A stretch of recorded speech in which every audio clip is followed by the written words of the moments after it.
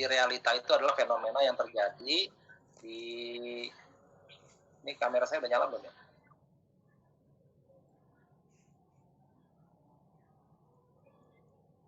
Sudah, Pak. Kamera saya udah nyala belum? Udah ya? Sudah, Pak, sudah. Jadi kalau teman-teman lihat di situ, bagaimana si penulis menyampaikan permasalahannya, yaitu dengan membenturkan antara fenomena dengan teori. Fenomenanya di mana? Fenomenanya di sini nih. Aplikasi SPSS dirasa oleh jurusan manajemen Fakultas Ekonomi Universitas Bangka Belitung sangat relevan dan merupakan solusi yang tepat, gitu ya, dalam rangka menciptakan peran dan fungsi perguruan tinggi.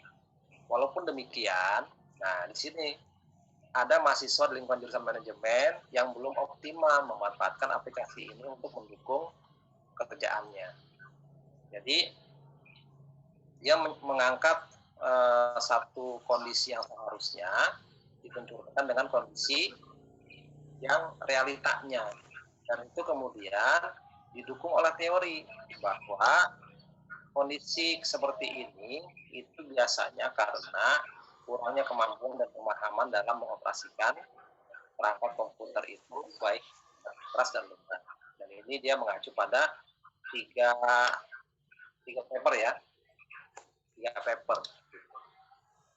Nah, ini jadi pelajaran buat kita gitu ya, dengan satu riset yang sangat sederhana kan, satu riset yang sangat sederhana untuk melihat bagaimana penggunaan SPSS di mahasiswa Fakultas Ekonomi Universitas Bangka Belitung. Jadi topiknya tuh sederhana banget, ya kan? Topiknya sederhana banget. Seorang dosen ngelihat kok mahasiswa segitu gampangnya SPSS, istilahnya gitulah ya, karena di sini kan disebutkan SPSS itu adalah aplikasi yang ada dibuat berdasarkan mekanisme yang panjang melalui berbagai proses kajian dan penyesuaian sehingga menjadi aplikasi yang comfortable, kompatibel, dan user friendly. Pastilah karena kan akhirnya dijual gitu ya, dan dipakai sedemikian banyak orang, yang diproduksi oleh perusahaan yang sangat besar juga gitu, oleh IBM. Nah, dari kondisi itu dia ngelihat, oh ternyata kok anak-anak susah nih gitu, nggak dipakai banget nih aplikasi yang segini siapnya gitu ya. Nah, akhirnya dia ingin meneliti itu. Nah, permasalahan-permasalahan yang sederhana itu kemudian diangkat menjadi sebuah kajian ilmiah gitu ya. Dengan cara apa? Dengan cara dia mencari teori besar yang bisa digunakan untuk menjawab permasalahan itu. Nah, dalam pendahuluan ini dia sampaikan tuh teori besarnya, yaitu teknologi acceptance model gitu ya. Yang dari situ dia bisa melihat bagaimana sebuah teknologi bisa diterima oleh para usernya gitu, dengan menggunakan 2 konstruk utama. Ini jadi kan dia mau ngukur kan, kalau nggak ada teori kan kita jadi asal ya. Ini mau ngukur orang ini pakai pendekatan apa gitu. Nah, kalau orang-orang yang nggak kenal riset, itu langsung ditanyain, kenapa sih gitu kan? Atau kalau dia mau menggunakan pendekatan deskriptif, pendekatan kualitatif gitu, itu langsung di in-depth interview kan, ditanya, Pak atau Mas X gitu ya, kenapa sih kamu kesulitan menggunakan SPSS? Kan semuanya akan memberikan argumentasi alasan-alasan ya, dan begitu nanti akan terlalu banyak begitu penjelasannya. Nah, ada satu pendekatan yang merubah pendekatan kualitatif itu menjadi kuantitatif, yaitu dengan menggunakan model namanya TAM ini ya, yang dia melihat persepsi pengguna terhadap kemanfaatan kegunaan dan terhadap kemudahan penggunaan. Jadi perceived usefulness dan perceived of use, ease gitu ya, ease of use. Jadi easiness-nya dilihat dari 2 itu.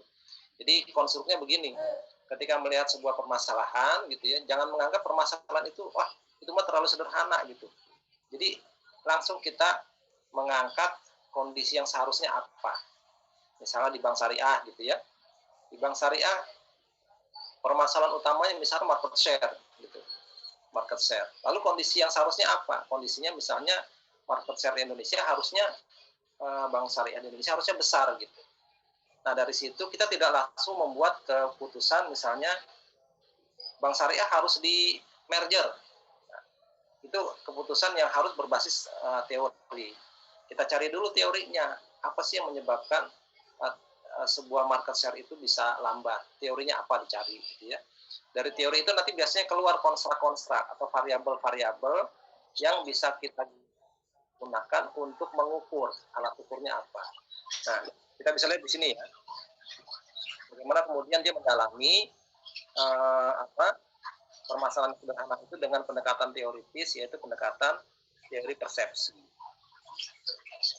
Kemudian dari situ dia gunakan model khusus yang namanya TAM.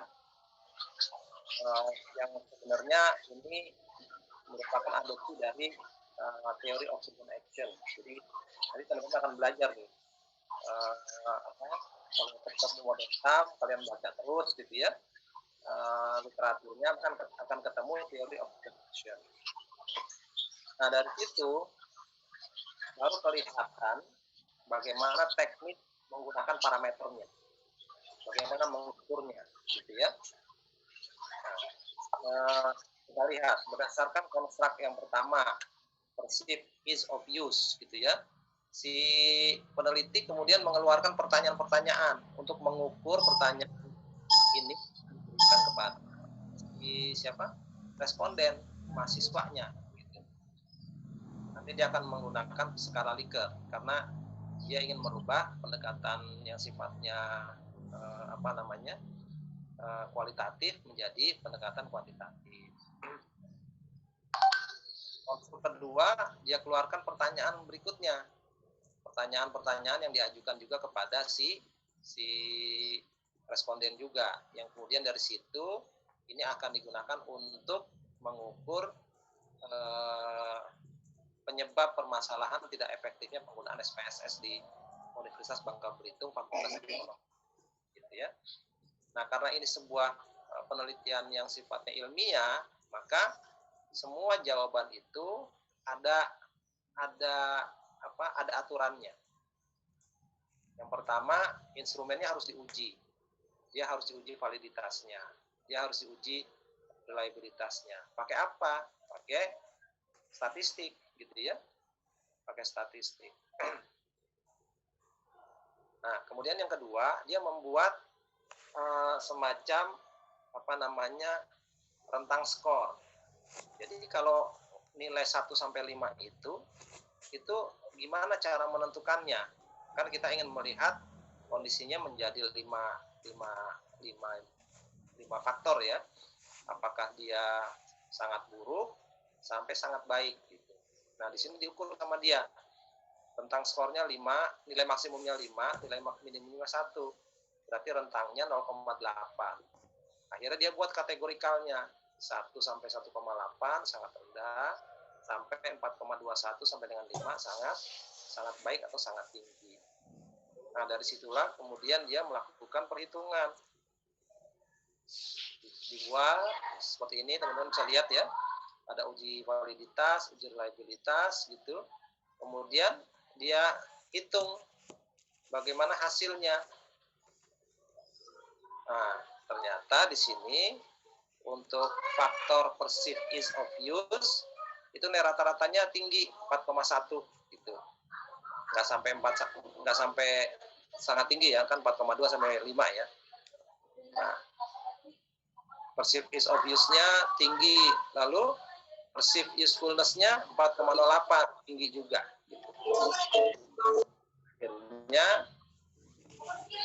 dia bisa jawab gitu ya, bahwa untuk kondisi keumuman dari persepsi penggunaan aplikasi SPSS di jurusan manajemen Fakultas Ekonomi dan Bisnis Universitas Bangka Belitung yang menggunakan 100 jumlah responden gitu, jawabannya adalah secara umum mahasiswa ini merasakan manfaat gitu ya, karena persepsi usefulness-nya sudah baik.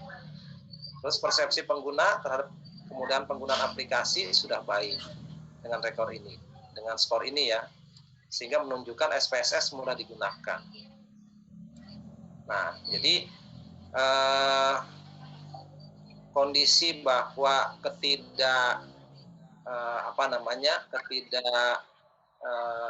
optimalan penggunaan SPSS itu ternyata tidak terjadi secara keseluruhan kepada seluruh mahasiswa Bangka Belitung itu, Universitas Bangka Belitung ya, tapi hanya sebuah fenomena aja, dan bahwa SPSS adalah sebuah aplikasi yang sudah dirancang sedemikian rupa untuk mudah digunakan, itu ternyata secara sampel gitu, itu benar adanya, secara teori benar adanya.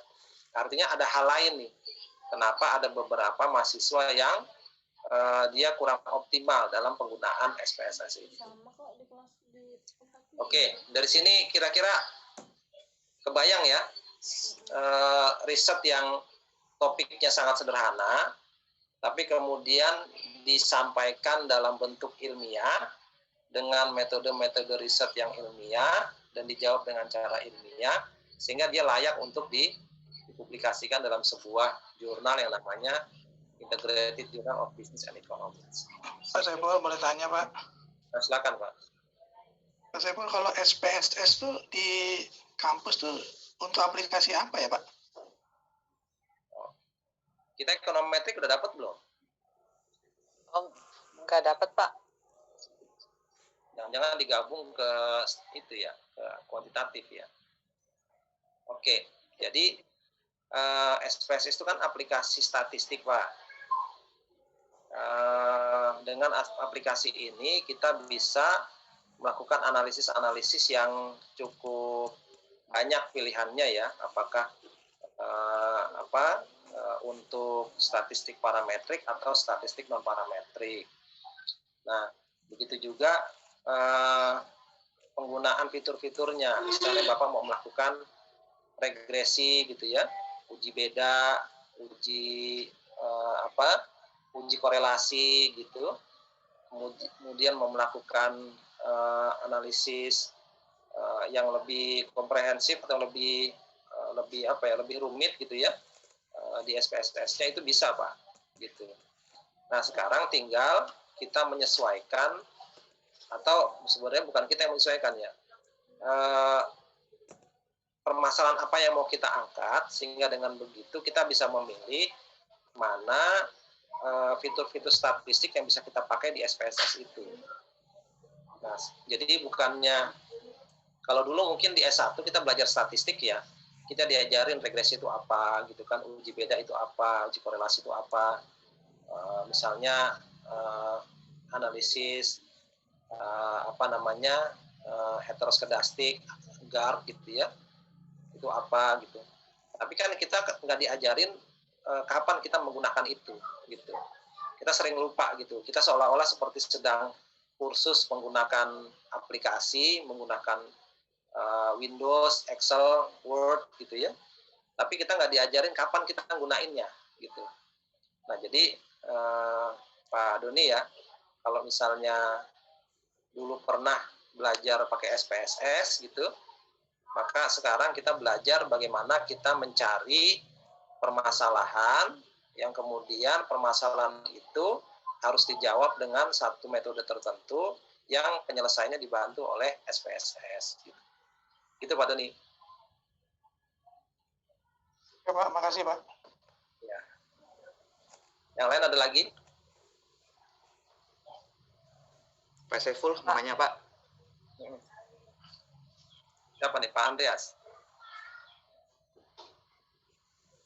Ya Pak, gini Pak, menyambung pertanyaan Pak Doni terkait SPSS. Nah, dalam beberapa mata kuliah yang lain, itu kami sempat membahas soal metode penelitian. Pokoknya kami sempat buat kayak proposal begitu Pak. Ya. Nah, lalu kami diinformasikan kalau ada penelitian tertentu yang menggunakan SPSS, ada penelitian tertentu yang menggunakan AMOS, EFUSE, dan lain sebagainya, Pak. Nah, itu yang sampai saat ini kami merasa kayak masih awam gitu. Nah, sementara mulai semester depan ini kami udah mulai harus bergelut dengan hal seperti itu, Pak. Kira-kira kita nanti ada sesi untuk latihan itu nggak, Pak?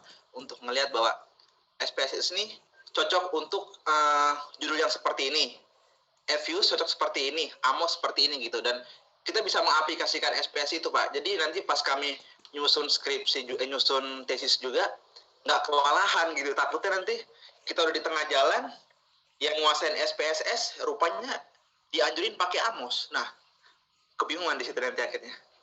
Makasih, Pak. Ya, jadi dengan sedemikian banyaknya metodologi ya dan aplikasi yang disediakan oleh banyak para developer gitu, maka kita harus melakukan pilihan mana yang paling cocok untuk permasalahan yang akan kita jawab. Nah, pilihan yang terbaik itu adalah berbasis literatur, Pak. Jadi dari sekarang teman-teman ini sudah melakukan kajian literatur ketika mempropos sebuah permasalahan ya. Nanti kira-kira permasalahan ini mau dijawab dengan menggunakan metodologi apa. Dan juga aplikasi apa yang paling sering digunakan oleh para peneliti yang membahas topik yang sama gitu.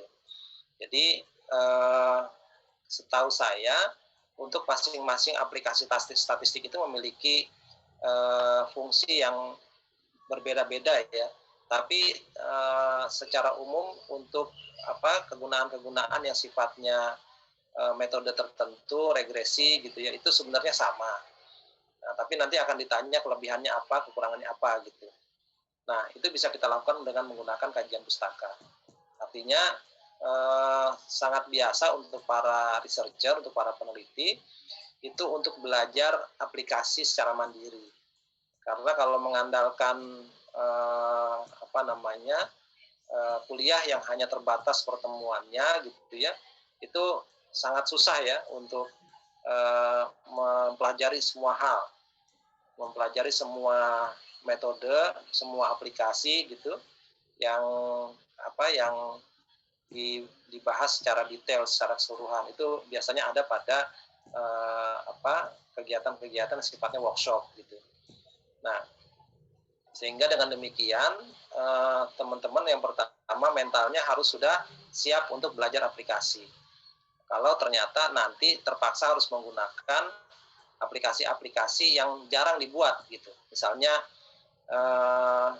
beberapa alumni kita itu ketika kita challenge untuk menggunakan ANP, Analytic Network Processing, yang harus menggunakan super decision gitu ya, itu terus terang di pelajaran metodologi kita nggak ajarin.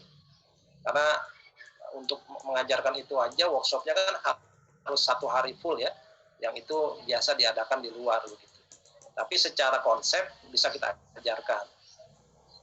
Nah, sehingga mereka rela tuh untuk ada yang kursus sendiri, ada yang kemudian belajar sendiri, ada yang minta bantuan temennya gitu untuk menguasai aplikasi tersebut. Jadi mental yang pertama itu adalah mental kita siap untuk bertemu dengan satu alat statistik yang bisa jadi belum pernah kita temui sebelumnya gitu, dan belum pernah diajarkan di kelas sebelumnya gitu ya. Berbeda dengan kalau di luar negeri ya, kalau nanti insya Allah sempat kuliah di luar negeri, ada yang sistemnya lab gitu ya, laboratorium, di mana laboratorium itu biasanya sudah memiliki satu standar metode dan aplikasi, sehingga kita bisa day to day di situ diajarin dari senior, dari profesor gitu ya, untuk menggunakan aplikasi tersebut. Nah, jadi memang diwajibkan biasanya diturunkanlah keahlian-keahlian mereka dalam menggunakan aplikasi itu. Nah, tapi kalau kita di Indonesia kan nggak gitu ya, nggak ada sistem mentoring ya, sistem laboratorium yang diawasi betul hari ke hari gitu. Sehingga dosen hanya sebagai satu fasilitator yang mengarahkan, memberikan informasi, tapi kemudian pendalamannya dilakukan oleh mahasiswa itu sendiri. Begitu, Pak.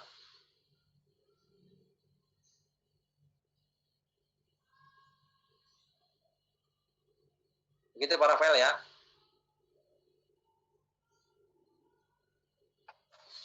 Oke Pak, baik Pak. Makasih banyak Pak.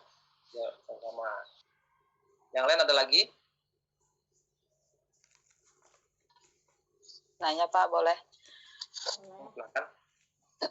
Pak, untuk terkait nanti pengolahan data, misalkan ada data-data yang harus dibandingkan, tapi secara data misalkan penilaiannya itu berbanding terbalik. Misalkan kalau tingkat kesehatan misalkan kan 1 itu lebih bagus gitu ya, 5 itu kurang bagus gitu ya. Tapi misalkan di sisi lain ada ketika penilaiannya 1 itu adalah tidak bagus, 5 itu sangat bagus. Nah, apakah ketika pengolahan itu kan kayak macam tingkat kesehatan, emang di semua bank 1 itu bagus gitu ya, 5 itu kurang bagus. Itu apakah harus disetarakan dulu, maksudnya dijadiin ada satu penjelasan disetarakan dulu, atau bisa menggunakan ada aplikasi yang berbanding terbalik juga gitu. Ada nggak misalkan pengalaman Bapak ada juga gitu satu metodologi atau tadi satu aplikasi pengolahan yang bisa memperbandingkan yang terbalik itu gitu. Itu mungkin Pak. Ya, terima kasih. Ini Bu siapa tadi yang nanya? Popon Pak. Oh Bu Popon. Kok nggak ada tanda ininya ya? Biasanya karena saya di pin ya. Oke. Baik Bu Popon. Ya pertanyaannya juga sempat kita pernah satu kondisi sudah kita analisis gitu ya. Tapi ternyata mahasiswanya tidak konsisten dalam memberikan skala ya untuk pertanyaan-pertanyaannya. Ada yang dari 1 kecil ke besar menjadi 5 atau dari 1 besar ke 5 kecil gitu. Akhirnya jawabannya malah jadi nggak cocok gitu ya. Nah, alhamdulillah ketahuan setelah kita tanya gitu. Nah, jadi untuk kondisi ini maka mahasiswa harus memastikan ada konsistenan skala yang kita gunakan. Untuk itu jadi harus ada penyesuaian gitu Bu. Apakah skalanya yang banknya yang disesuaikan, tapi sebenarnya jadi agak susah ya, karena itu kan sudah satu standar nasional ya, standar yang biasa dilakukan di perbankan. Nah, berarti kalau mau digabungkan dengan pertanyaan-pertanyaan yang sifatnya itu persepsi gitu ya, maka skalanya harus disesuaikan. Karena aplikasi itu nggak bisa secara otomatis dia menganggap ini bukannya skala nggak sesuai dengan skala bank gitu ya, nggak bisa. Dia ya kalau garbage in garbage out gitu. Kalau memang kitanya yang salah mendefinisikan datanya, maka yang keluar juga salah. Begitu Bu Popon ya. Baik Pak. Jadi emang harus semuanya standar gitu ya Pak skalanya ya. Nggak bisa ada yang terbalik gitu, dibikin parameter terbalik ya Pak ya. Iya. Jadi emang harus konsisten karena nggak ada alat yang bisa mengukur itu ya. Mungkin kalau neural network bisa kali ya, karena kalau neural network kan dia sistemnya pembelajaran ya, sehingga tergantung datanya dia bisa menyatakan itu salah atau enggak gitu, sehingga kita masukin data apa adanya. Nah, tapi kalau statistik nggak bisa. Kalau statistik itu penuh dengan asumsi ya, yang asumsi klasik yang harus dipenuhi gitu. Jadi nanti kalau begitu biasanya normalitas gitu itu nggak terpenuhi. Kan kalau normalitas kan harusnya kurva normal gitu ya, dengan kondisi yang sama harusnya gitu. Tapi kalau ini ternyata nilainya beda-beda, bisa kacau juga gitu ya. Bagaimana dia mengukur kalau 1,5 puncaknya di 2,5 gitu, dari besar ke kecil, kanan ke kiri. Kalau ini dari kiri ke kanan kan jadi nggak sesuai ya. Baik Pak, terima kasih. Ya. Pak Saiful mau tanya Pak. Ya, Pak Doni. Pak, kalau dengan artikel kayak seperti ini yang Bapak bilang tadi sederhana, dia hanya nyari responden terus dia hitung rata-ratanya. Ini boleh juga nggak Pak, misalnya dinaikkan jadi proposal tesis gitu? Makasih Pak. Ya. Jadi nanti kita lihat apakah proposalnya itu memang memenuhi standar S2 ya. Misalnya S2 keuangan syariah gitu kan, kita bicara tentang keuangan syariah. Pertama kebaruan kontribusi keilmuan pada ekonomi syariah atau enggak gitu ya. Jadi kita nggak melihat dari sisi kesederhanaan topiknya. Nah, kemudian dari situ bagaimana dia kemudian mengangkat permasalahannya. Artinya sesuatu hal yang dianggap sederhana, tapi kalau diangkat dengan cara yang menarik gitu ya, sehingga nanti ketika sidang proposal itu si penguji sidang itu memutuskan ini satu hal yang menarik gitu, karena diungkapkan dengan cara yang menarik. Maka itu bisa aja untuk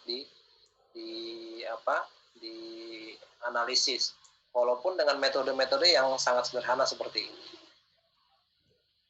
Gitu Pak Doni. Pak, kalau misalnya kita kesulitan mencari data di perusahaan, kemudian basisnya hanya dari interview, itu dimungkinkan juga ya Pak untuk proposal tesis Pak ya? Karena kan kita sekarang ini susah dapat data yang perusahaan dalam rangka COVID ini kan banyak yang tertutup juga gitu untuk data. Tapi kita bisa misalnya interview beberapa orang-orang di situ gitu Pak. Makasih Pak.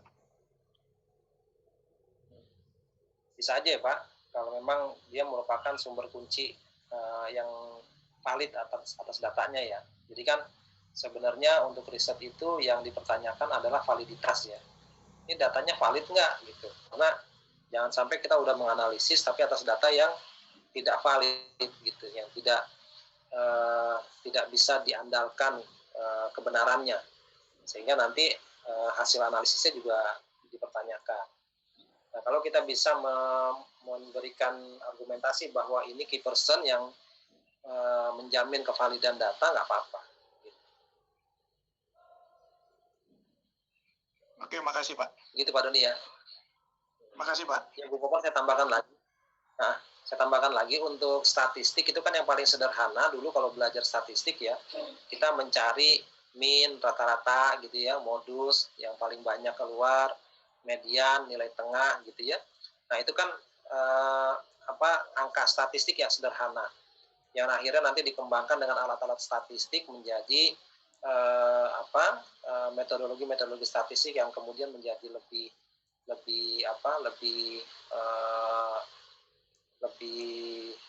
rumit gitu ya, misalnya regresi, uji korelasi, GARD dan lain sebagainya. Itu kan pengembangan dari statistik sederhana yang kita pelajari waktu SMA dulu gitu. Nah, jadi itu menjawab kenapa harus ada semacam intervensi data oleh si peneliti ketika menghadapi data-data yang tidak sebangun gitu ya, yang harus kita sesuaikan agar bisa dijawab oleh si SPSS gitu. Baik, Pak, terima kasih Pak. Baik, dari sini saya kemudian mau membahas lagi satu contoh paper yang sebenarnya paper anak-anak S1 ya, anak S1, tapi kemudian terpaksa saya rombak sedemikian rupa karena ketika harus dipresentasikan di konferensi nasional di Malaysia, si mahasiswanya nggak bisa datang. Nah, karena ini mahasiswa S1, skripsi S1, walaupun dia sudah dinyatakan bisa untuk dipresentasikan, karena saya yang terpaksa harus presentasi, saya merasa terlalu sederhana gitu, sehingga harus saya rombak besar dan akhirnya jadinya seperti ini.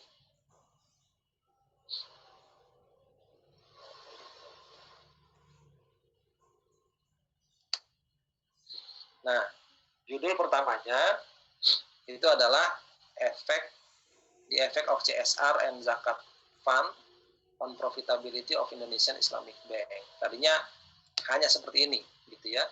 Dan itu sangat teknikal sekali dengan menggunakan metodologi SEM, bisa dijawab mana yang memberikan efek terhadap profitabilitas bank, apakah CSR atau secara langsung masing-masing kepada profitability atau ada mekanisme tidak langsungnya CSR dan zakat fund itu dan dana zakat gitu ya. Tapi kemudian ini saya rubah menjadi the investigation of how barokah works. Jadi saya coba pakai teori barokah yang sangat jarang sebenarnya, susah untuk dicari kajian literaturnya sebenarnya barokah secara finansial itu seperti apa gitu. Karena kita kan memahami barokah itu dari istilah Arab ya yang sebenarnya terlalu umum untuk dijelaskan dan susah untuk dikuantitatifkan gitu. Nah, cuma karena ini presentasi internasional dan saya harus presentasi, rasanya kalau saya presentasi S1 itu terlalu terlalu sederhana gitu ya, agak malu juga saya. Akhirnya saya rombak menjadi kayak begini. Antara papernya dan materinya dan presentasinya itu udah beda banget gitu. Pertama, sama seperti paper yang tadi kita bahas ya, kita jelaskan konsep dan fenomenanya tentang barokah itu.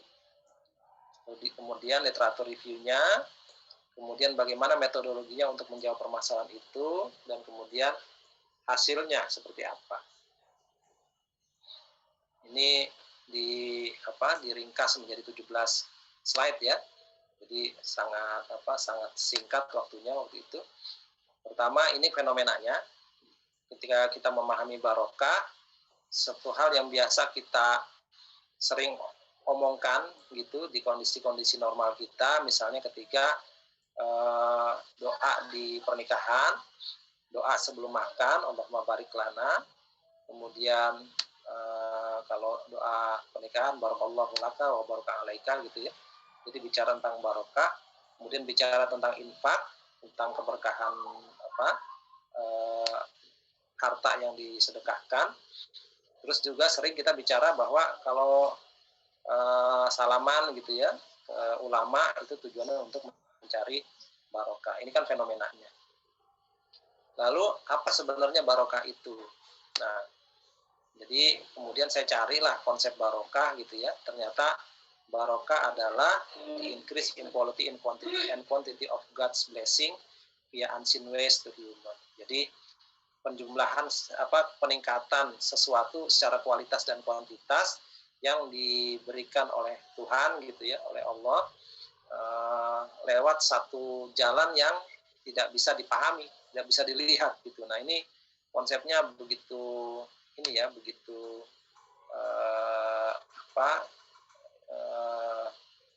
nggak real gitu ya. Nah, akhirnya kemudian saya coba cari lagi konsep itu. Nah, jadi dari ayat yang bicara tentang bahwa sedekah itu membawa barokah gitu, itu ada sebuah hadis yang bicara tentang itu, bahwa kesehatan itu tidak bisa dihancurkan lewat sedekah. Arti sedekah itu menjadi menjadi penjaga untuk kita supaya tetap sehat. Kemudian ini bicara tentang fungsi dari charity ya, tentang sedekah. Nah, ada juga teori tentang refleksi dari barokah. Jadi kalau kita pengen selamat gitu ya, harta kita, kemudian kesehatan gitu ya, maka lakukanlah barokah gitu. Nah, dia penulisnya membuat semacam model gitu, bahwa barokah itu dan benefit itu satu hal yang berbeda. tapi dia saling melengkapi gitu ya, di mana benefit itu akan bertambah sedemikian rupa dengan adanya barokah. Itu kalau ada maslahah dan ibadah dan pahala. Jadi syaratnya itu adalah maslahah. Ini ada jurnalnya. Kemudian teorinya juga berdasarkan itu, dan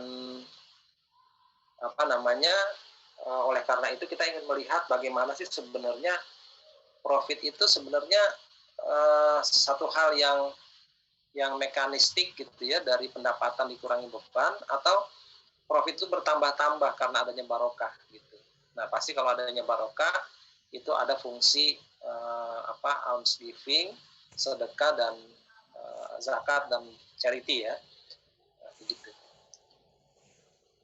Nah, ini literatur reviewnya kita angkat, kemudian metodologinya. Metodologinya itu untuk melihat bagaimana proses keberkahan yang terjadi itu biasanya digunakan path analysis lewat aplikasi yang namanya WAP Plus, WAP PLS gitu ya, dengan metodenya namanya SEM. Nah, akhirnya setelah diteliti diperolehlah kondisi seperti ini. Gitu, ternyata zakat secara signifikan memberi dampak yang positif terhadap profitability, sedangkan CSR tidak memberikan dampak negatif yang signifikan. Nah, zakat dan CSR secara bersama-sama memperkuat jumlah aset, sementara CSR saja hanya memberikan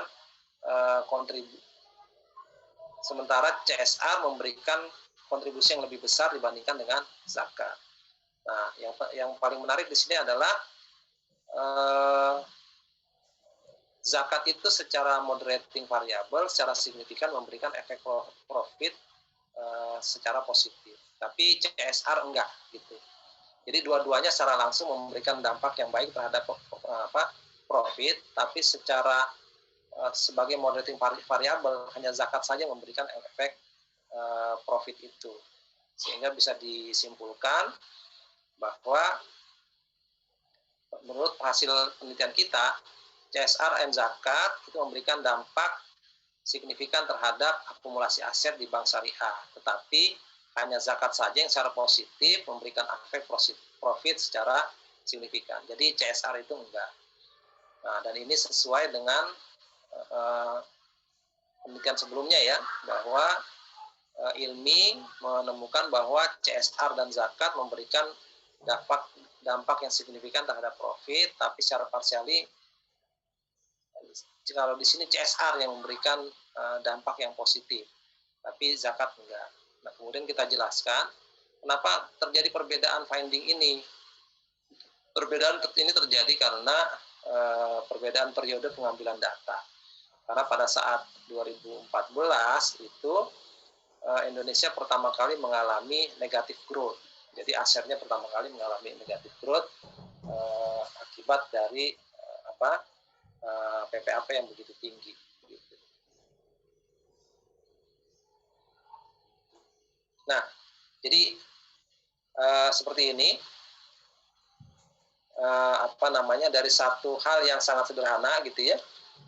Sebenarnya barokah itu apa sih gitu. Kemudian kita sangkutkan ke bank syariah. Bank syariah itu sebenarnya berkah apa enggak sih gitu ya. Apakah dia beroperasi sama dengan bank konvensional kan? Kalau bank konvensional kan kita pasti nggak meyakini ada keberkahan di sana karena dia menggunakan pendekatan riba. Jadi kalau dari syarat teori teori keberkahan tadi, dia harus mengikuti cara-cara yang Islami, harus mengikuti the basis of Islamic law sehingga terjadi maslahah. Artinya profit yang terjadi di bank konvensional itu murni profit mekanistik, nggak ada barokahnya. Tapi kalau di bank syariah, mungkin nggak dia itu ada barokahnya. Gitu. Nah, itu yang kemudian kita angkat. Karena beberapa kali kan bank syariah survive ya, di kondisi ekonomi yang cukup krisis gitu. Bahkan sekarang pun kondisinya ekonomi bank syariah itu masih lebih baik dibandingkan dengan kondisi bank konvensional. Nah, itu contoh yang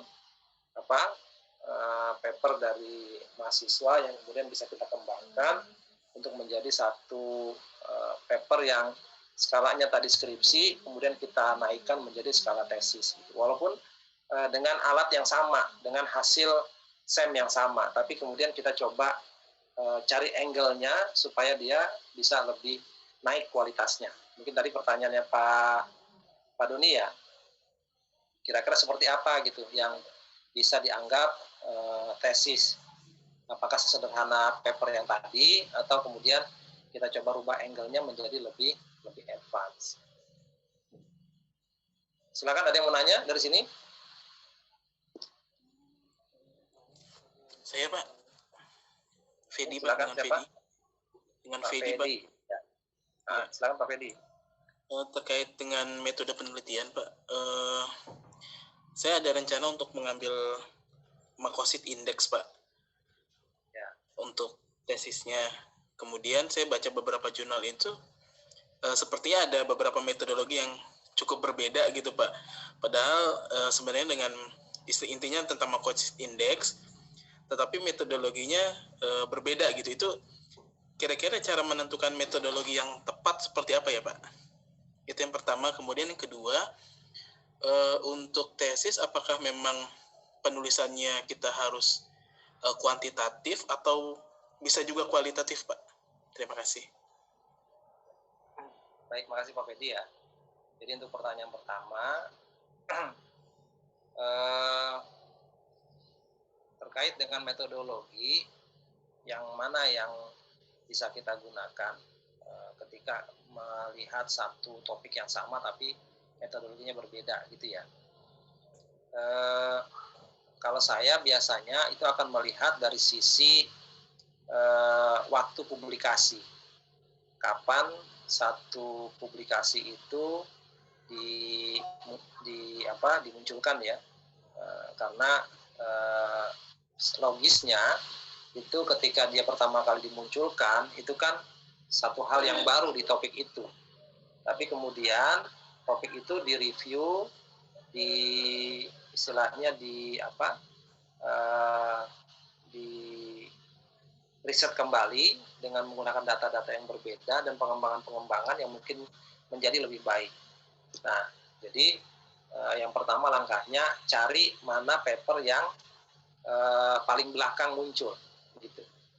Nah, karena dengan begitu biasanya dia sudah melakukan adjustment terhadap penelitian-penelitian selanjutnya. Karena biasanya kan setiap riset itu ada future research gitu ya, di mana ada suggestion-nya, harusnya risetnya dilakukan dengan data ini atau dengan tambahan apa gitu yang belum tercover pada riset yang sudah dilakukan oleh si peneliti itu. Dan itu biasanya diikuti oleh peneliti-peneliti selanjutnya. Sehingga akhirnya nanti topik itu menjadi lebih komprehensif gitu. Nah, jadi itu Pak, lihat waktu yang paling belakang, kemudian yang kedua lihat orangnya. Apakah researcher-nya itu dengan researcher pertama itu punya kualitas yang sama atau enggak gitu. Nah, caranya gimana? Caranya berarti kita harus baca kajian-kajiannya. Kira-kira setara apa enggak gitu ya. Sehingga dengan begitu kita bisa percaya nih bahwa yang dilakukan oleh si peneliti yang paling akhir itu adalah peneliti yang sudah melakukan adjustment, perbaikan terhadap topik yang diusulkan oleh peneliti sebelumnya. Jadi jangan kita baca yang satu tulisan doktor, yang satu tulisan S1 gitu. Kan nggak apple to apple ya. Jadi kalau yang satu tesis ya berarti kita cari yang tesis atau disertasi gitu. Yang lebih lebih advance dari riset yang kita baca. Nah, langkah selanjutnya Bapak bisa melakukan kajian metodologi. Jadi metodologinya nanti dikaji lah. Sebenarnya sebenarnya tersedia beberapa banyak metodologi untuk topik yang sama, untuk menjawab pertanyaan yang sama. Tapi biasanya itu kita bisa diminta argumentasinya kenapa kita memilih satu metode tertentu gitu ya. Nah, dari situ kita sudah bisa menjawab bahwa kajiannya dari si A yang ini kelebihannya ini, kekurangannya ini. si B dengan metode yang B, kelebihannya ini, kekurangannya ini. Nah, yang C misalnya ini dan tambahannya ini.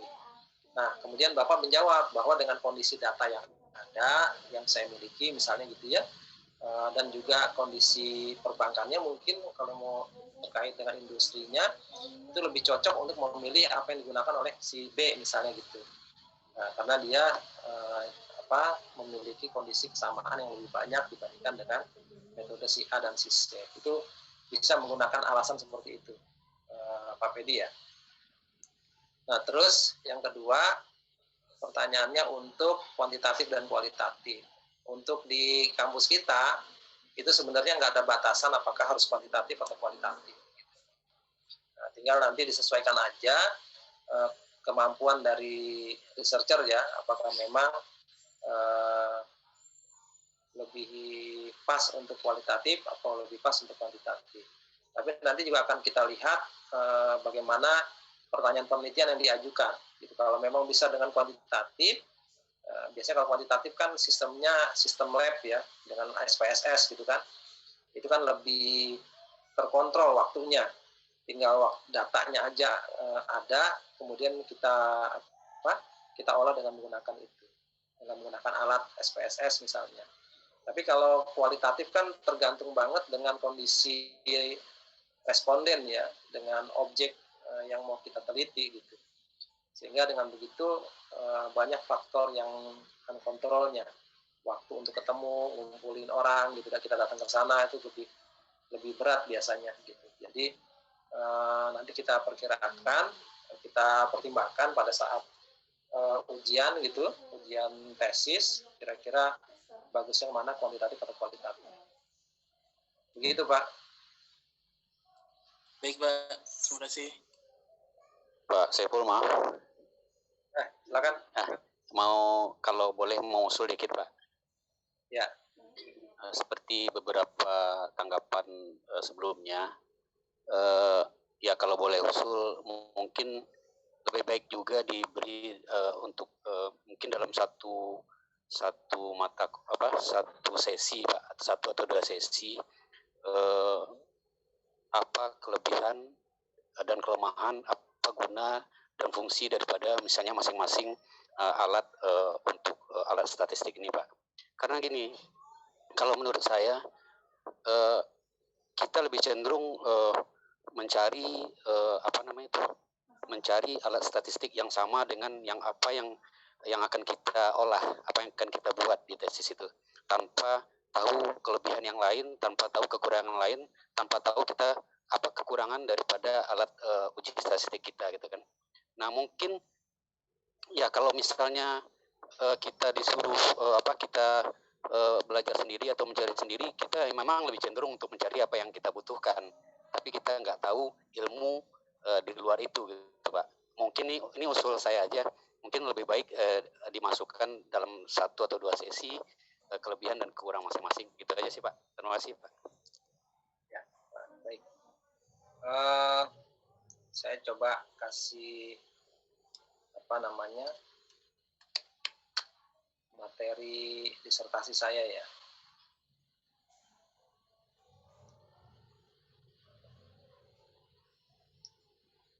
Itu juga satu hal yang dipertanyakan oleh profesor saya.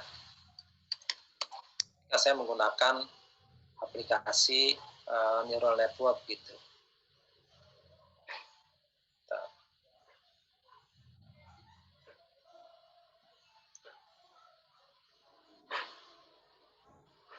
Di sini.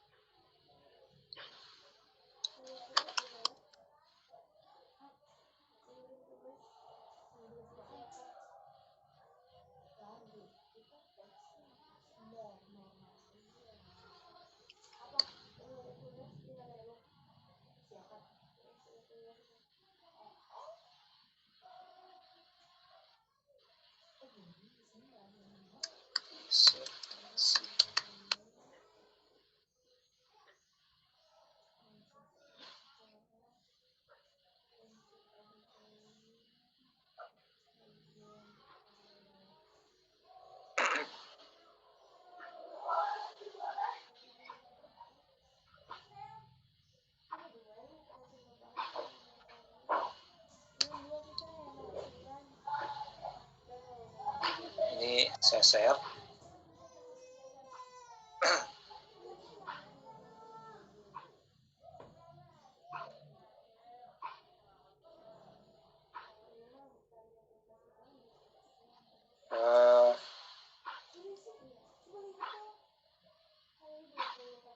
Ini hasilnya ya.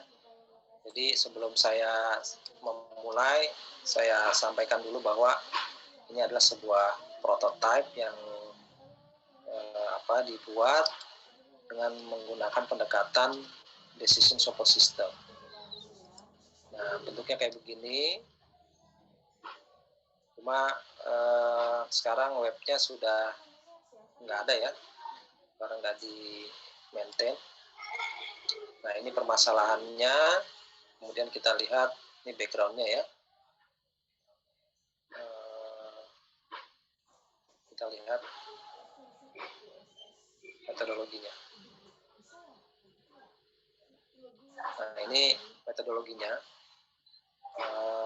Kenapa pakai decision support system? Alasannya saya pakai begitu, saya jelasin. Kemudian problemnya apa? Tujuannya pastinya, riset metodologinya. Kemudian ini, nah waktu itu ada academic confirmation ya, saya memberikan alasan kenapa paper ini layak jadi disertasi gitu. Karena pertama sempat menjadi pemenang di acara Forum Riset Islamic Banking Bank Indonesia gitu ya. Kemudian dipresentasikan di sana, kemudian dipublikasikan di jurnal Scopus gitu.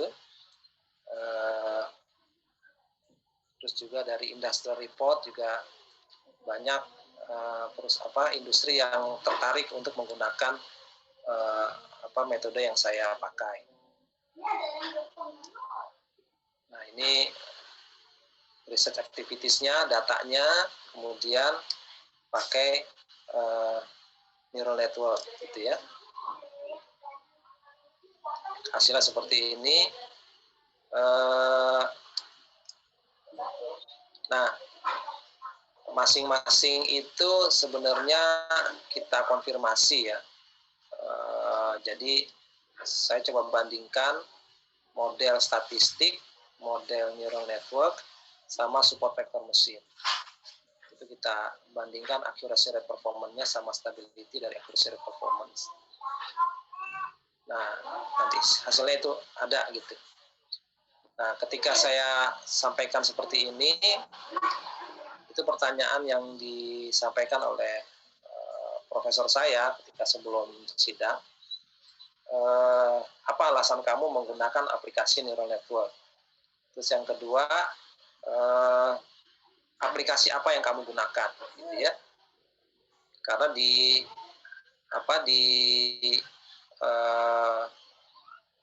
lab laboratorium saya di sana itu mereka menggunakan aplikasi statistik yang decision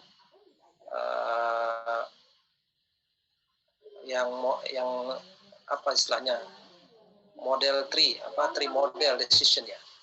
Sama bisa boleh aja. Jadi pendekatannya pakai model tree model making gitu. Nah, kalau saya kan pakai neural network-nya. Nah, terus saya sampaikan bahwa aplikasinya namanya Alyuda. Nah, dari situ saya jelaskan siapa penggunanya gitu ya, produknya seperti apa, ini produk-produknya yang dikasih gitu, kemudian yang perusahaan yang menggunakan siapa aja, kalau nggak salah di sini ada perusahaannya deh. Nah, ini customer-customernya, itu customer yang menurut saya sudah nggak perlu dipertanyakan lagi lah ya, bahwa ini perusahaan-perusahaan dan customer-customer yang sangat ternama di dunia gitu. Nah, dari situ secara teoritis saya ditanya apa kegunaannya dan apa bedanya dengan statistik biasa, aplikasi yang teman-teman lab gunakan gitu. Akhirnya saya belajar sendiri untuk neural network dan saya coba kembangin dengan support vector mesin gitu. Dan akhirnya bisa diterima oleh profesor saya bahwa ini model yang bisa bisa dipakai untuk disertasi. Nah, untuk menjawab pertanyaan yang tadi ya,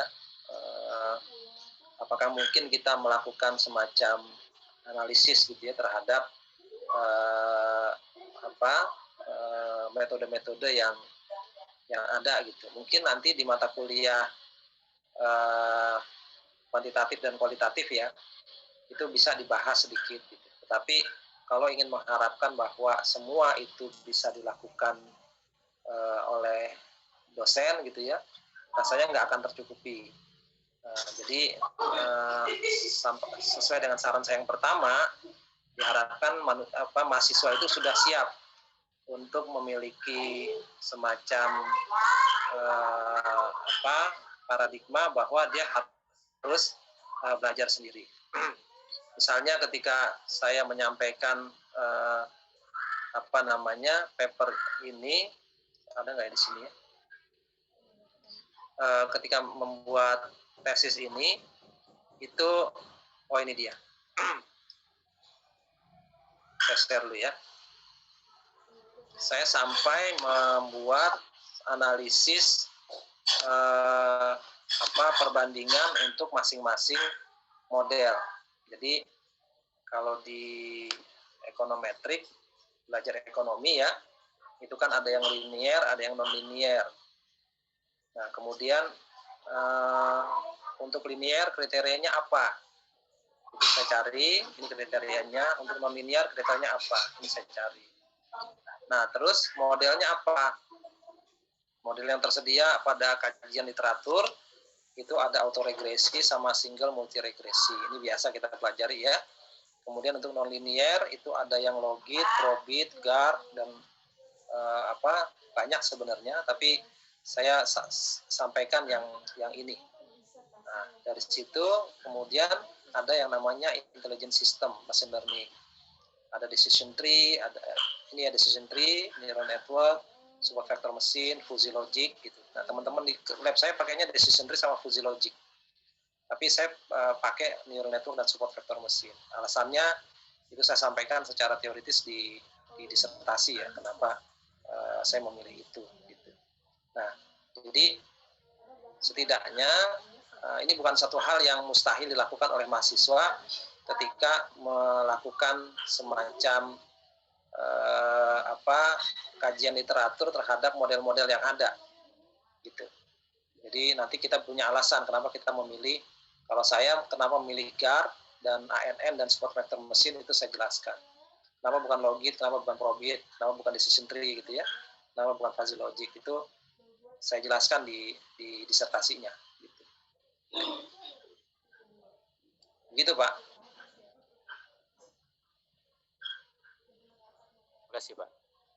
Nah, jadi kita coba nanti kalau memang ada kesempatan ya satu kali pertemuan bisa dibahas gitu ya, perbedaan-perbedaan untuk masing-masing model. Tetapi karena modelnya terlalu banyak, nggak mungkin bisa dibahas semua. Ada kemungkinan nanti mahasiswa ketika baca literatur ketemu metodologi yang belum pernah dilakukan. Misalnya ya itu yang saya contohkan, mahasiswa ketemu AHP gitu ya, analytical hierarchical processing. Nah, saya bilang kenapa pakai yang itu, ada yang sudah lebih advance namanya ANP. Akhirnya mereka belajar gitu ya, mereka belajar sendiri dan alhamdulillah banyak yang sudah berhasil pakai itu.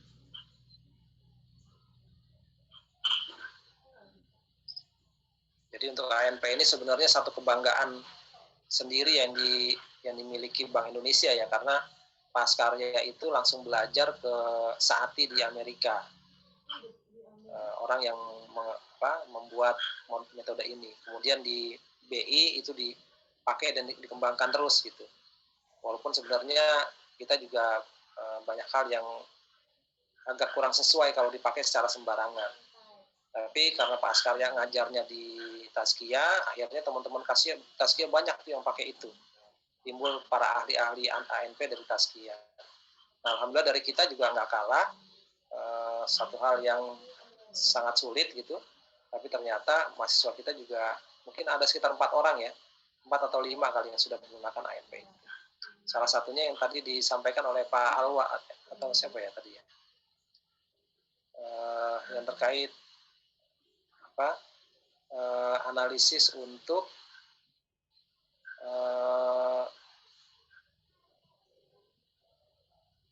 apa istilahnya,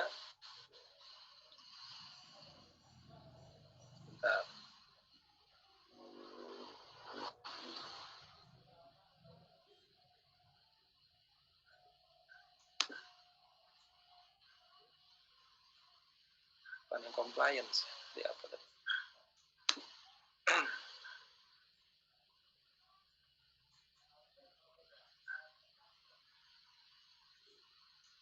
Oh, ini.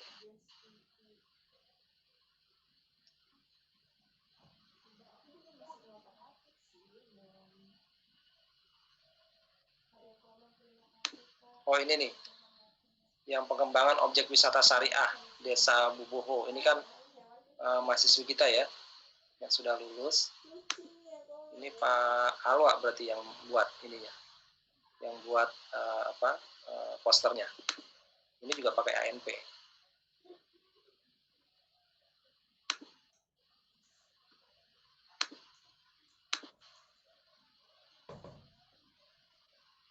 Nah yang ini ya,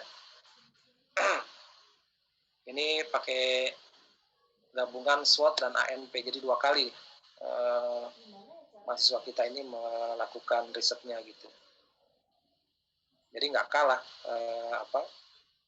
mahasiswa Ahmad Dahlan yang memang punya semangat untuk belajar metodologi baru gitu ya. Walaupun di kelas kita nggak ajarin secara detail penggunaan aplikasi super decision-nya gitu. Tapi dia alhamdulillah bisa, dan akhirnya jadi tesis dan publikasi.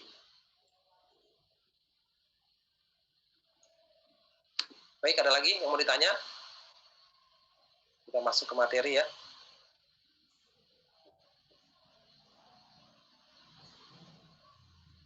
Halo, suara saya jelas nggak? Terhilang. Jelas Pak, jelas. Jelas Pak. Baik, kita ke materi ya.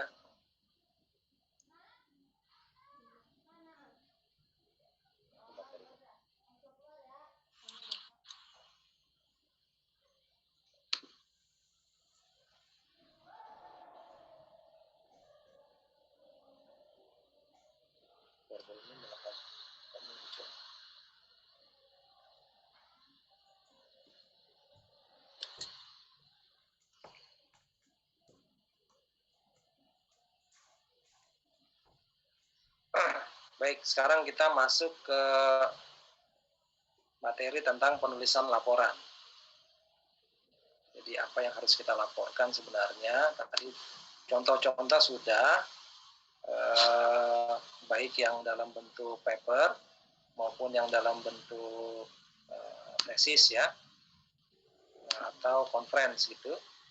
Nah ini adalah contoh materi untuk laporan yang harus kita buat ketika melakukan riset.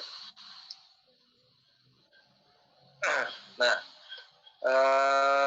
pertama kita harus bisa memahami dulu untuk satu laporan yang sifatnya deskriptif.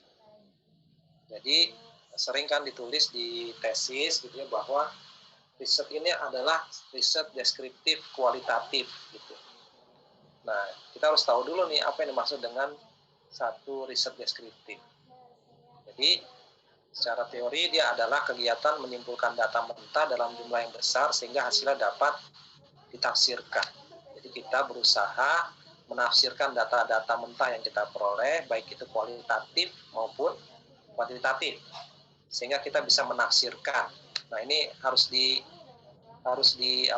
di bold ya, apa yang dimaksud dengan menafsirkan itu gitu. Karena banyak teman-teman yang ketika melakukan analisis tesisnya itu hanya berhenti pada penjelasan hasil statistiknya gitu, penjelasan datanya. Karena kan kalau hasil statistik itu baru tafsir data dari alat gitu. Apakah dia signifikan atau tidak, apakah hubungannya positif atau negatif, itu kan tafsir alat gitu ya. Tetapi tafsir terhadap data mentah itu adanya pada penjelasan si researcher, si peneliti gitu. Sehingga ketika ada tafsirnya dari hasil riset itu, maka kita harus bisa menjelaskan apa hasil atau apa makna dari hasil statistikanya. Kegiatannya apa saja? Kegiatannya mengelompokkan, mengatur, mengurutkan, memisahkan. Tadi ada ya, datanya diurutkan. Jadi kalau 1 sampai 5 jangan urutannya jangan ngaco.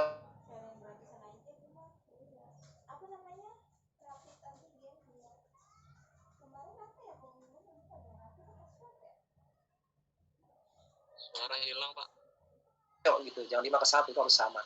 Memisahkan komponen atau bagian yang relevan, karena ternyata nggak valid, kita lihat konsisten atau enggak, dan mana yang konsisten. Sehingga dengan konsistensi itu, kita bisa mempelajari dan menafsirkan maknanya apa. Gitu.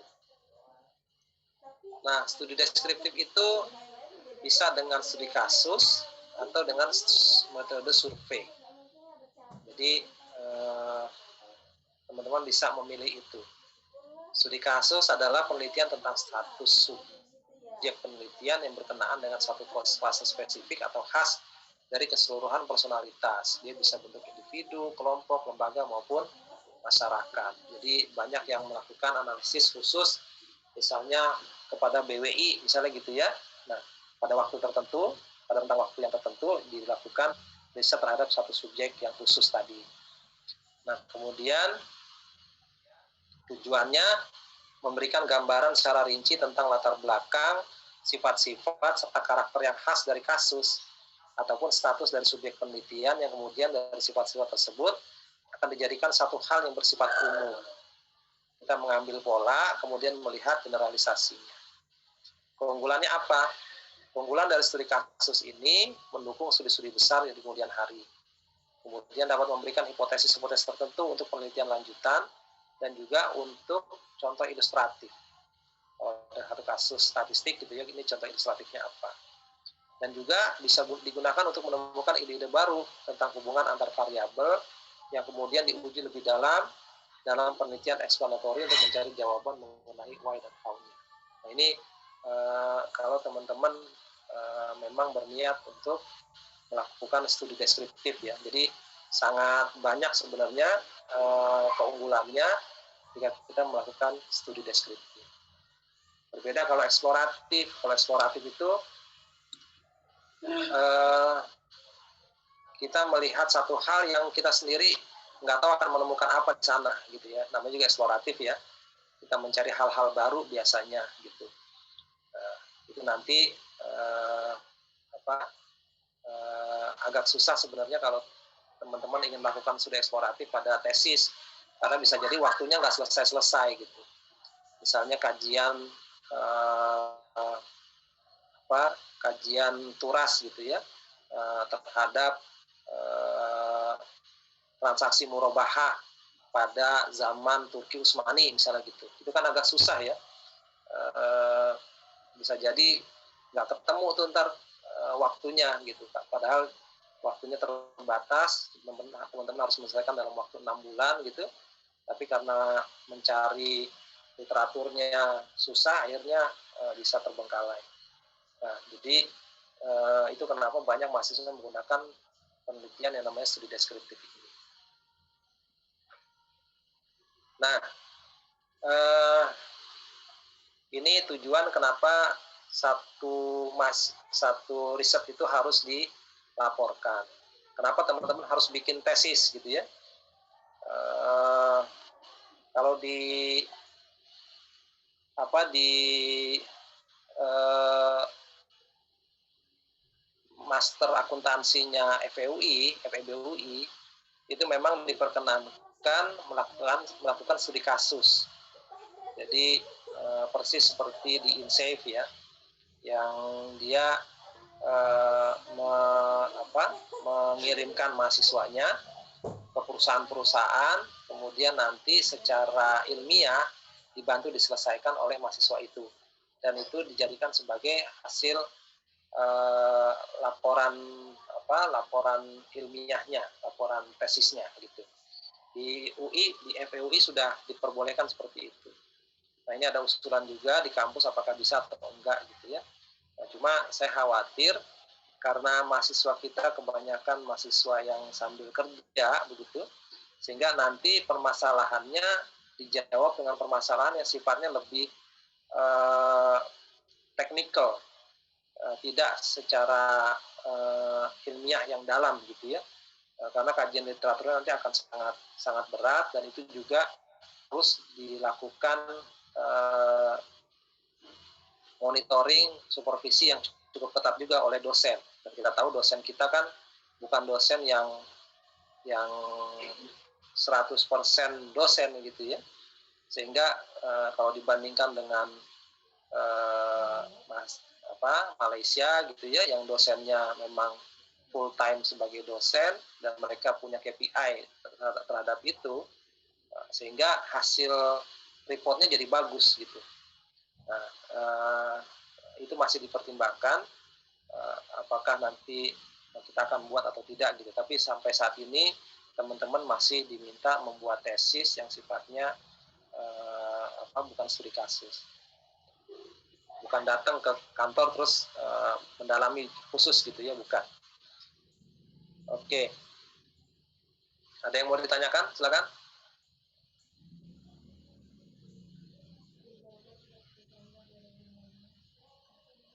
Halo?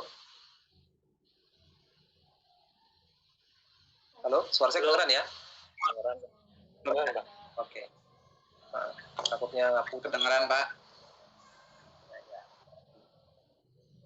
Oke. Nah, niat yang kita harus buat, yang harus kita pasang untuk membuat tesis adalah pertama, kita ingin pemikiran kita itu dibaca oleh kalangan luas, gitu ya, oleh banyak orang, bukan cuma sekedar supaya pansos gitu ya, bukan orang yang ingin mencari ketenaran, bukan gitu, tapi ini juga sebagai fungsi recheck and balances. Jadi apakah apa yang kita pikirkan itu, yang kita tuliskan itu dipahami oleh orang lain atau tidak. Yang kedua, kita bisa minta semacam respons gitu, masukan dari apa yang bisa jadi kurang, yang belum kita pertimbangkan. Itu makanya ada sidang proposal, ada sidang tesis gitu untuk mempertanggungjawabkan itu, yang kemudian nanti dipublikasikan dalam jurnal yang akan dibaca lebih banyak orang lagi. Makanya alhamdulillah di kampus sekarang sudah ada ketentuan pengecekan plagiarisme ya. Jadi penggunaan Turnitin sudah dilakukan, sehingga ini bisa menyelamatkan teman-teman untuk terhindar dari bahaya plagiarisme. Sebagai informasi, yang kemarin saja itu rata-rata proposal yang dikirimkan ke kita itu tingkat kemiripannya berdasarkan Turnitin itu di atas 70%. Nah, saya nggak tahu nih gimana caranya dia membuat proposal dengan kesamaan 70% dari artikel-artikel yang ada di internet begitu. Dan itu alhamdulillah sudah terjaring dari awal ya, sudah tersaring dari awal, sehingga kita minta untuk diperbaiki. Kalau yang tahun-tahun lalu saya khawatir betul gitu, kayaknya kita nggak punya alat Turnitinnya, sehingga beberapa dicek secara manual, kalau terlalu kelihatannya kok bagus banget gitu, itu biasanya kena. Tapi kalau yang biasa aja gitu ya, atau banyak salah typonya gitu, banyak typonya, juga kalimatnya juga kalimat yang bisa jadi kelihatan ya sesuai dengan kapasitas mahasiswanya gitu. Nah itu biasanya kita menganggap itu tulisan asli. Nah, sekarang sudah ada alat, berarti bisa dicek.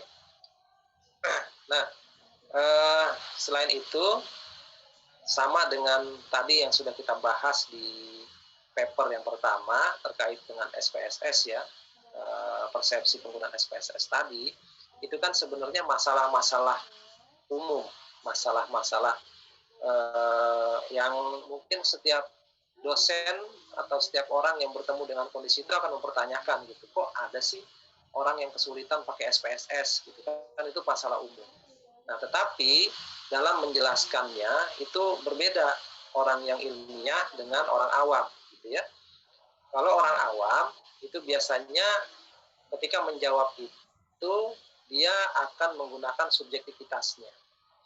Entah itu berdasarkan kepercayaan, mitos, pengamatan sesaat gitu ya, atau bahkan yang sering dikatakan misalnya katanya begini, katanya begitu. Dia bilang begini, dia bilang begitu. Nah itu orang awam tuh ketika menjawab sebuah masalah. Jadi dia nggak punya semacam guidance gitu ya, semacam framework di otaknya bahwa untuk menjawab permasalahan itu ada metodologinya. Makanya kita belajar metodologi penelitian gitu ya. Nah, karena si dosen ini ilmiah gitu ya, maka dia menjawab permasalahan itu dengan pendekatan ilmiah gitu. Dia cari faktanya, dia cari datanya, kemudian dia buktikan secara empiris gitu ya, yang datanya itu terjamin valid atau kebenarannya gitu. Nah, dengan begitu teman-teman dengan pendekatan yang ini, pendekatan satu framework riset gitu ya, framework ilmiah, maka sebenarnya kita sudah setiap kita menulis gitu, kita sudah mempertanyakan secara otomatis gitu ya, ini faktanya benar apa enggak gitu ya, jangan-jangan cuma katanya gitu. Terus misalnya gini, ketika kita baca satu artikel tentang kematian di salah satu negara Amerika Selatan ya, setelah disuntik vaksin COVID gitu ya. Nah itu kemudian kan langsung di translate oleh koran-koran Indonesia gitu, bahwa di sana ada satu kematian yang terjadi setelah disuntik COVID misalnya gitu. Nah itu akhirnya jadi viral, kesimpulannya katanya gitu ya, bahwa kalau disuntik vaksin itu bisa ada kemungkinan meninggal seperti itu. Nah sebenarnya kan kita harus cek dulu kan, tabayun dulu ini faktanya dari mana. Berarti kita harus baca dulu sumber utamanya di bagaimana gitu. Nah ternyata ketika saya cari sumber utamanya, itu juga banyak komentar-komentar di masyarakat negara itu yang mengatakan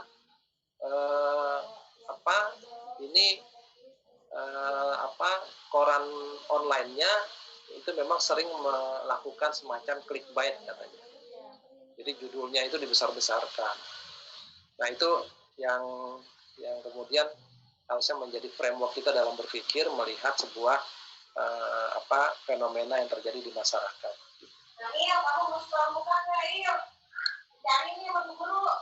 Nah, terus kriteria penelitian kita berdasarkan framework ini itu ada kualifikasi internalnya, yaitu kita harus sidik, harus patonah gitu ya. Artinya kalau kita ingin menjadi peneliti, ya berarti kita harus jujur bahwa data yang kita sajikan adalah data yang benar-benar valid, dan kita harus patonah.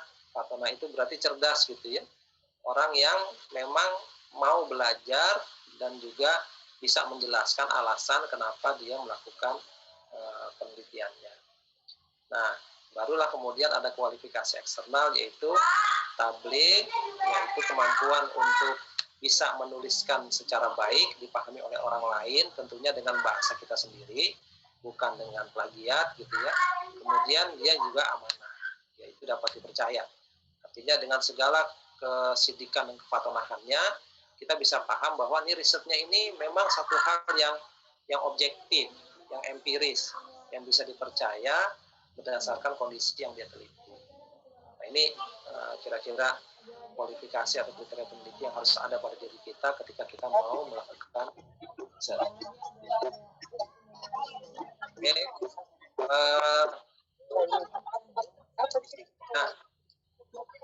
Nah, sebelum itu bagaimana kemudian kita bisa memunculkan cara berpikir ilmiah, ya? Ini penting sekali kita membiasakan diri dengan cara berpikir ilmiah ini. Pertama, kita nggak pernah selesai berpikir, nggak pernah berhenti berpikir untuk melihat apa yang orang rasakan, apa yang orang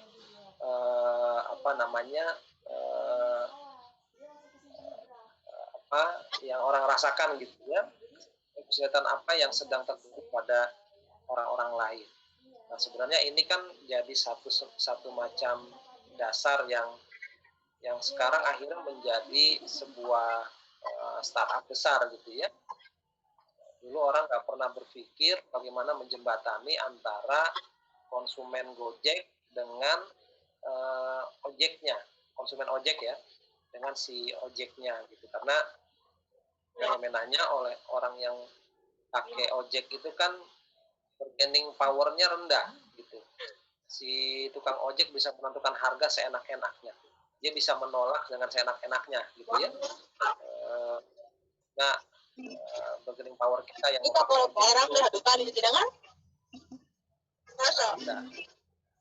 nah, berdasarkan permasalahan itu akhirnya muncullah aplikasi yang namanya Gojek. Dan sekarang Gojek mau merger kan sama Tokopedia ya.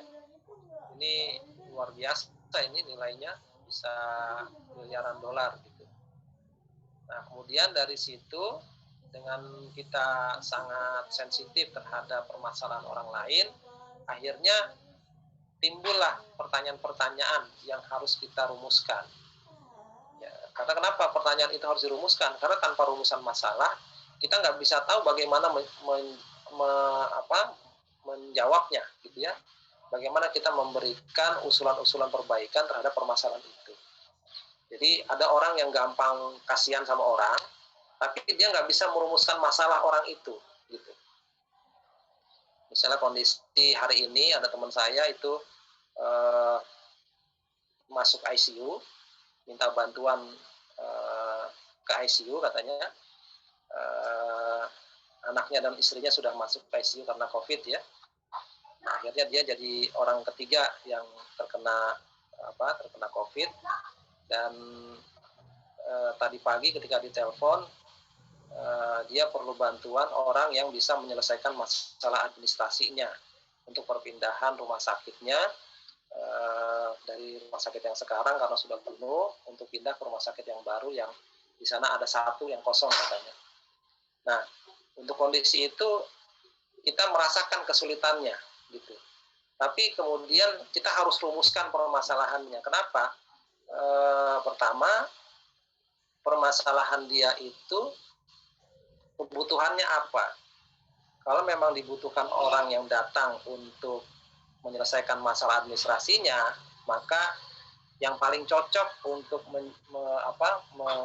membantu dia adalah pihak keluarganya. Karena kita teman-temannya itu nggak bisa langsung datang kemudian mengambil alih permasalahan itu. Apalagi sekarang masalahnya pandemi gitu ya, yang mungkin nggak semua orang berani juga datang ke rumah sakit dan bertemu dengan pasien ketika ada masalah yang terkait dengan informasi-informasi administrasinya. Gitu. Nah, itu kira-kira salah satu cara kita berpikir ilmiah gitu ya. Tidak kemudian ada satu masalah langsung kita selesaikan, datang.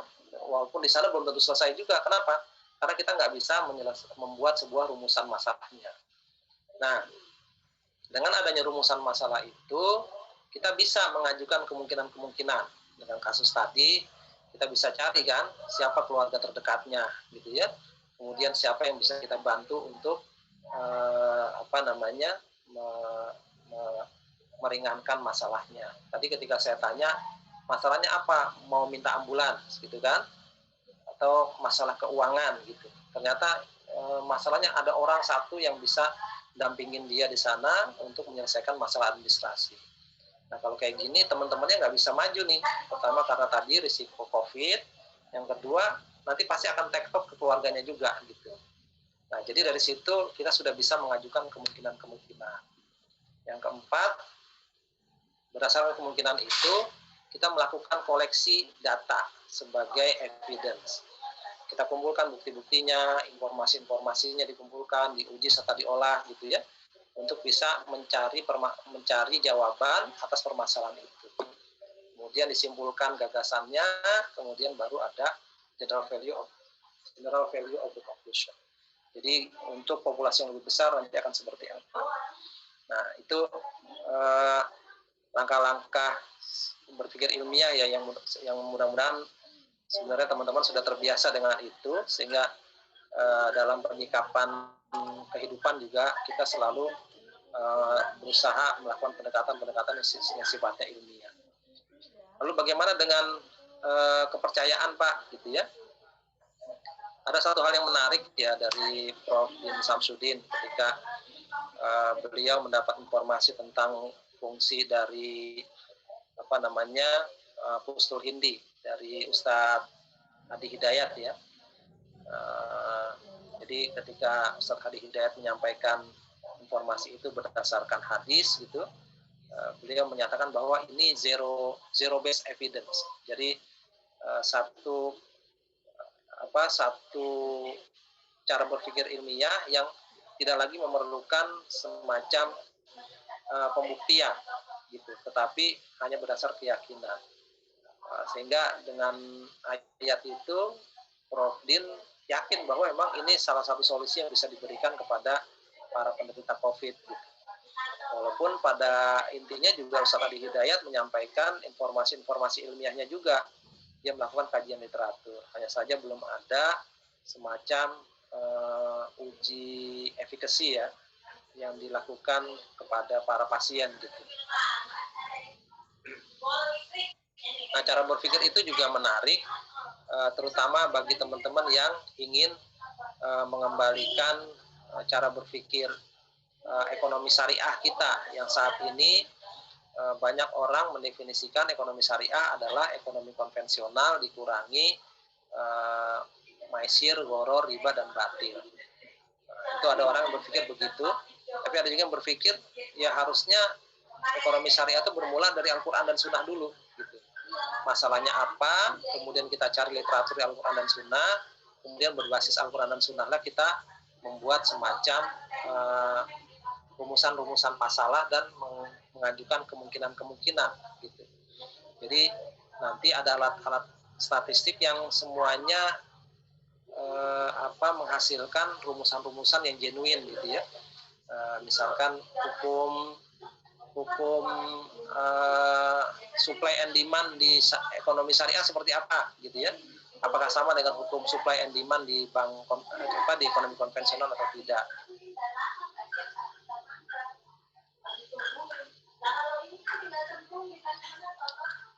Oke, ada yang mau ditanyain?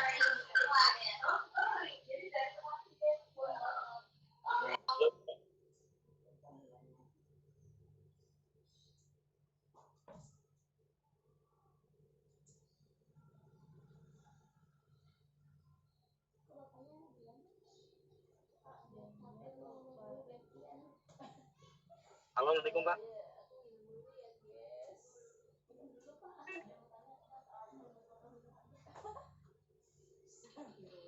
Halo, ya silakan. Nata Pak, dengan Nata Pak. Ya, Pak siapa? Nata Pak. Oke. Di suatu area ilmiah kan ada namanya kerangka berpikir tuh Pak ya. Ya. Nah, apakah kalau kita bisa menggunakan kerangka berpikir dari suatu penelitian orang lain atau enggak gitu Pak? Atau harus unik kita sendiri? Ya. Baik. Baik, terima kasih. Pak siapa? Pak Raka? Nata Pak, Nata. Pak Nata. Baik, Pak Nata, makasih. Ya, jadi yang dimaksud dengan kerangka berpikir itu adalah bagaimana kita memahami teori-teori yang ada dalam lingkup permasalahan yang ini kita bahas untuk menjawab permasalahan itu lewat pemikiran kita. Jadi sebentar saya mau tunjukkan ya.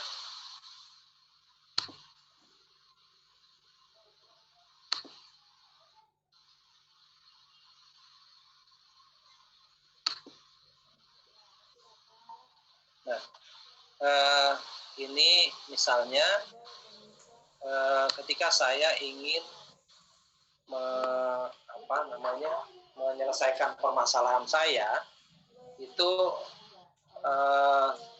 pertama kan kita lihat dulu kita itu posisinya ada di mana.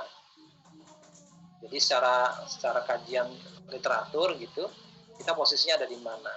Nah, riset yang ingin saya lakukan adalah ingin melakukan analisis perilaku deposan. Yang dengan itu di Bank Syariah ya, yang dengan itu saya ingin membuat semacam aplikasi yang mendukung keputusan mereka dalam melakukan perilaku depositonya, gitu ya. Nah, dari situ saya coba lihat space areanya seperti apa.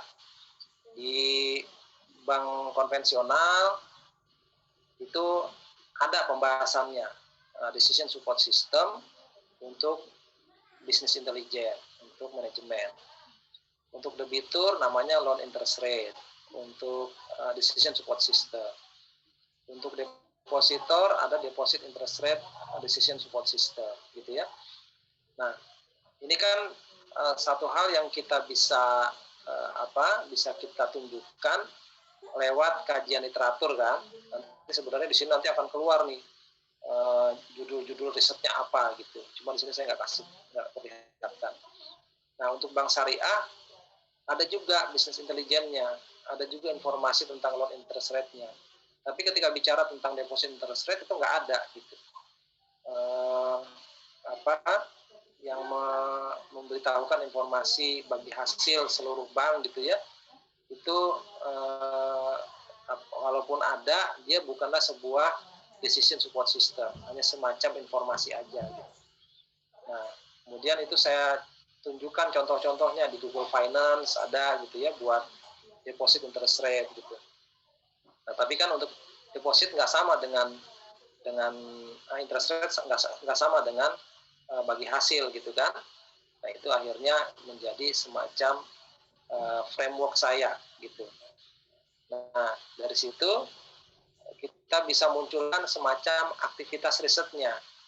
Jadi apa saja akan kita lakukan tuh untuk menjawab permasalahan itu setelah kita melihat semacam kerangka berpikir kita gitu ya. Dari kerangka berpikir itu muncul riset activities. Misalnya membuat permasalahan, membuat pertanyaan, kemudian melakukan investigasi empirik, membuat model prototype, kemudian untuk misalnya ada yang sifatnya laboratorium, ada yang sifatnya operating, ada yang sifatnya commercial usage gitu. Nah, itu kita bisa bagi seperti itu untuk seluruh aktivitas yang akan kita lakukan. Nah, jadi jawabannya Pak untuk tadi, kalau kita menggunakan riset framework orang lain, itu sebenarnya kalau menurut saya ya itu nggak boleh gitu. Karena riset framework itu adalah hasil bacaan kita dari teori-teori yang ada yang mendukung permasalahan kita, kemudian kita rangkum menjadi sebuah framework gitu. Nah, jadi kalau pakai orang lain rasanya nanti kalau dipertanyakan misalnya teori ini gitu ya, apa bunyinya gitu, sesuai nggak dengan permasalahannya, kita nggak bisa jawab gitu Pak. Baik Pak. Saya mau nanya Pak. Kita harus klik input Pak ya. Nyambung Kenapa? pertanyaannya Pak Nata, Pak. Kalau kita tertarik terhadap satu judul, tapi sudah banyak orang yang menulis tentang judul itu gimana ya, Pak? Ya. Oke, saya mau kasih contoh juga nih. Ada satu paper yang, bentar ya. Ini dosen dari Perbanas. Siapa ya papernya? Oh, ini dia. Saya share aja ya ke itu ya, ke apa? Ke grup ya.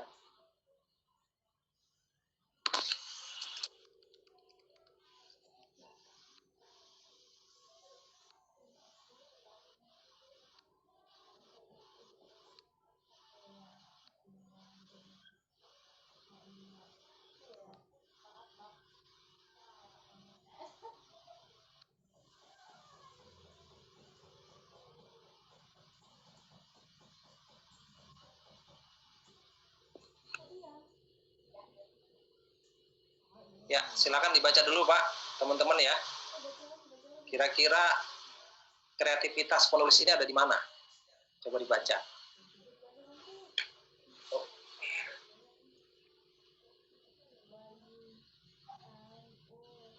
Di grup ya. Silakan di-download.